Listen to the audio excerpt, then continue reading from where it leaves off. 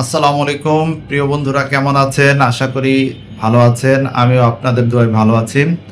বন্ধুরা, আজকে আমরা কথা বলবো কিভাবে মালয়েশিয়ান এম্বাসি থেকে যে কোনো ডকুমেন্ট অ্যাটাস্টেশন করা যায় বা অ্যাটাস্টেশন করার ক্ষেত্রে কোন কোন প্রসেস অবলম্বন করা যায় এবং অ্যাটাস্টেশন করতে কিভাবে ই অ্যাপোস্টাইল করতে হয় বা ই অ্যাপোস্টাইল করার জন্য কি কি প্রসেস বা কোন কোন বিষয়ে লক্ষ্য রাখতে হয়। চলুন বন্ধুরা, আমরা সম্পূর্ণ বিষয়টি স্ক্রিনে দেখি। বন্ধুরা, আমরা স্ক্রিনে চলে আসলাম। দেখুন বন্ধুরা, এটি একটি birth certificate, birth registration certificate. এই সার্টিফিকেটটি আমরা মালয়েশিয়ান এম্বাসি থেকে অ্যাটাস্টেশন করিয়েছি। দেখুন বন্ধুরা, এই বার্থ সার্টিফিকেটটি অ্যাটাস্টেশন করার ক্ষেত্রে যে বিষয়গুলো লক্ষ্য রাখতে হবে, প্রথমে হলো নাম। অর্থাৎ আপনারা যখন বার্থ সার্টিফিকেটটি তৈরি করবেন ইউনিয়ন কাউন্সিল বা ওয়ার্ড কাউন্সিল থেকে, তখন আপনারা বার্থ সার্টিফিকেট হোল্ডারের নামটি পাসপোর্ট অনুসারে রাখবেন, কারণ বিদেশের ক্ষেত্রে নামটি পাসপোর্ট অনুসারে রাখা বাধ্যতামূলক। এখানের নাম হলো মোহাম্মদ ফাইয়াজ আহসান। এই নামটি আপনারা পাসপোর্ট অনুসারে স্পেলিংটা সঠিক রাখবেন। এরপরে আসবে পিতার নাম। এই পিতার নাম এটি এখানে হলো মোহাম্মদ আকবরুল আহসান। এই নামটি আপনারা পাসপোর্ট অনুসারে রাখবেন। এরপরে মাতার নাম হলো এখানে শামিমা নাসরিন। এই নামটিও নামের স্পেলিংগুলো পাসপোর্ট অনুসারে রাখবেন। অন্তত এই তিনটি নাম পাসপোর্ট অনুসারে রাখবেন। অনেক সময় ঠিকানা, বর্তমান ঠিকানা অনেক সময় চেঞ্জ হয়ে যায়।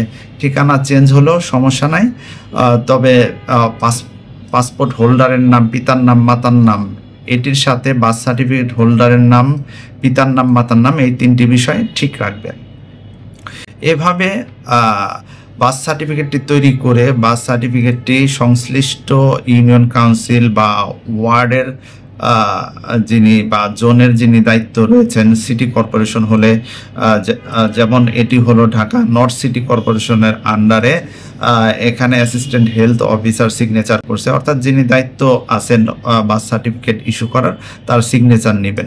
সিগনেচার এবং সিল নেওয়ার পর বার্থ সার্টিফিকেটটি এটি নোটারি করতে হবে। নোটারি করতে হবে, যে কোনো নোটারি, পাবলিক লয়ার দিয়ে নোটারি করতে পারেন। এখানে আমরা অ্যাডভোকেট মোহাম্মদ রুহুল আমিন এর মাধ্যমে নোটারি করিয়েছি এবং তার লাল অ্যাম্বস স্টিকারও প্রদান করা হয়েছে এবং উপরে একটি রাউন্ড সিলও প্রদান করা হয়েছে।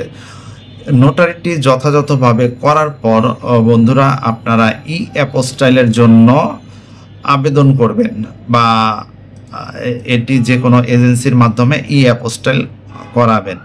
এখানে দেখুন ই অ্যাপোস্টাইল কথাটি লেখা আছে, এটি রিসেন্টলি চালু করেছে বাংলাদেশ গভর্নমেন্ট। এইভাবে ই অ্যাপোস্টাইল করবেন। ই অ্যাপোস্টাইলটি করার সময় সঠিকভাবে ফর্ম ফিল আপ করবেন এবং নামগুলো পাসপোর্ট অনুসারে ফিল আপ করবেন। ফিল আপ করার পর 4 বা 5 কার্যদিবস পরে এরকম একটি ই অ্যাপোস্টাইল পেজ আসবে। এখানে মিনিস্ট্রি অফ ফরেন অ্যাফেয়ার্স থেকে অ্যাপ্রুভাল হয়ে আসবে। এরকম একটি মিনিস্ট্রি অফ ফরেন অ্যাফেয়ার্সের সিল পাবেন, ইলেকট্রনিক সিল, এবং এইখানে একটি কিউআর কোড পাবেন। এই কিউআর কোডটি স্ক্যান করলে, মোবাইল দিয়ে স্ক্যান করলে আপনার ডকুমেন্টটি অনলাইনে আপনি দেখতে পারবেন। অর্থাৎ আপনার ডকুমেন্ট যে ল এবং ফরেন মিনিস্ট্রি থেকে অ্যাটাস্টেশন হয়ে আসছে, এই বিষয়টি দেখতে পারবেন। আপনার ডকুমেন্টের কপিটিও আপনি অনলাইনে দেখতে পারবেন। এভাবে ই অ্যাপোস্টাইল হওয়ার পর আপনারা ডকুমেন্টটি মালয়েশিয়ান এম্বাসিতে সাবমিট করবেন। ডকুমেন্টটি মালয়েশিয়ান এম্বাসিতে সাবমিট করলে এইরকম একটি সিল দিবে, the signature by concerned officer, ministry of foreign affairs Bangladesh is certified. অর্থাৎ এই ডকুমেন্টটিকে যে বাংলাদেশের ফরেন মিনিস্ট্রি অ্যাপ্রুভাল করেছে, উপরে সেই কথাটি লেখা আছে এবং নিচে যিনি সিগনেচার করেছেন, consular officer, high commission of Malaysia, ঢাকায় অবস্থিত মালয়েশিয়ান হাই কমিশনের সংশ্লিষ্ট কনসুলার এটিকে সত্যায়ন করেছে। এভাবে বন্ধুরা আপনারা বার্থ সার্টিফিকেট সত্যায়ন করতে পারেন মালয়েশিয়ান এম্বাসি থেকে। এরপরে চলুন আমরা দেখাবো ম্যারেজ সার্টিফিকেট কিভাবে সত্যায়ন করতে হয়।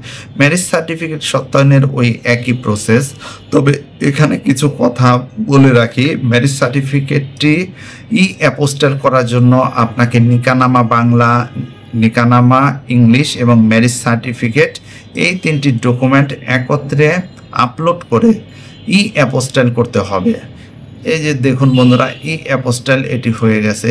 অ্যাপোস্টেল হওয়ার পর এরপরে ম্যারেজ সার্টিফিকেটটিকে মালয়েশিয়ান এম্বাসিতে সাবমিট করলে সেখান থেকে এরকম একটি অ্যাটাস্টেশন দিয়ে দিবে। অ্যাপোস্টেল করার প্রসেস প্রথম পার্টে বললাম আমরা যে নোটারি করতে হবে। নোটারি করার পর এটিকে অ্যাপোস্টাইলের জন্য সাবমিশন করতে হবে। অ্যাপোস্টাইল কপি পাওয়ার পর মালয়েশিয়ান এম্বাসি এটিকে অ্যাটাস্টেশন করে দিবে এইরকম করে।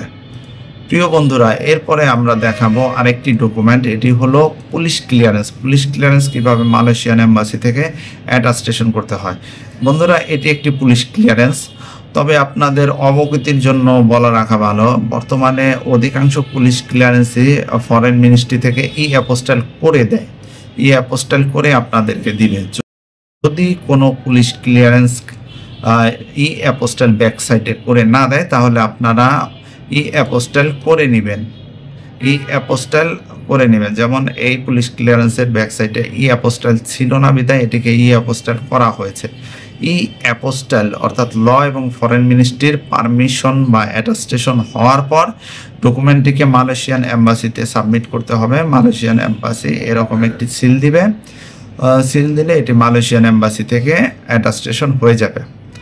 বন্ধুরা, এভাবে আপনারা আপনাদের প্রয়োজনীয় ডকুমেন্টগুলো নিজেরা মালয়েশিয়ান এম্বাসি থেকে অ্যাটাস্টেশন করতে পারেন, বা সময় স্বল্পতার কারণে যদি নিজেরা না পারেন তাহলে আমাদেরকে দিলে আমরাও আপনাদের কাজগুলো সুন্দরভাবে করে দিব।